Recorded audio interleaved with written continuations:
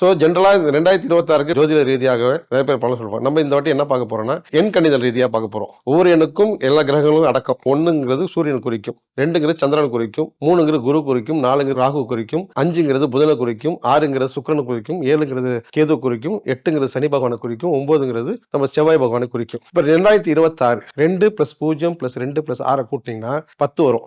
So 1 + 0 1. So இந்த 2026 பொதுவாக சூரியன் ஆதிக்கம் கொண்ட வருடமாகவே இருக்கும். நம்பர் எண் 4. இப்போ தமிழகத்தில் பிரபலமாக பேசிக்கொண்டிருக்க யாருன்னு பார்த்தா விஜய், டிவிகே விஜய்.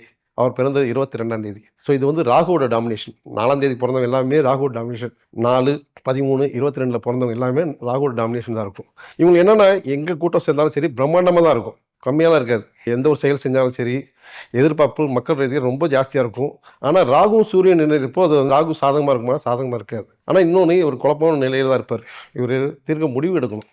நல்ல முடிவு எடுத்து நல்ல கூட்டணி அமைச்சா கண்டிப்பாக வெற்றி வாய்ப்பு இருக்குது. ஆனால் வாய்ப்பு இல்லைன்னு சொல்ல முடியாது. ஆனால் ராகு சூரியன் இருப்போ இவருக்கு சாதகமாக இருக்காது. ஆனால் இவர் அடிக்கடி நிறைய பிரச்சனைகளை சமாளிக்க வேண்டிய ஆண்டாக தான் இருக்கும். ஸோ இவர் தைரியமாக இருந்தால் அடுத்த கட்டத்துக்கு நகர்ந்து போகலாம். என் ரீதியாக எவ்வளோ சப்போர்ட்டாக இருக்கும், எவ்வளோ பாதிப்பாக இருக்கும் மட்டும் தான் சொல்லியிருக்கேன். ஆனால் இந்த 2026 தமிழக மக்களுக்குள்ள அனைத்து மக்களுக்கும் நல்ல ஆண்டாக அமையட்டும் என்று எல்லாம் உள்ள இறைவனை பிரார்த்திக்கிறேன். நன்றி, வணக்கம்.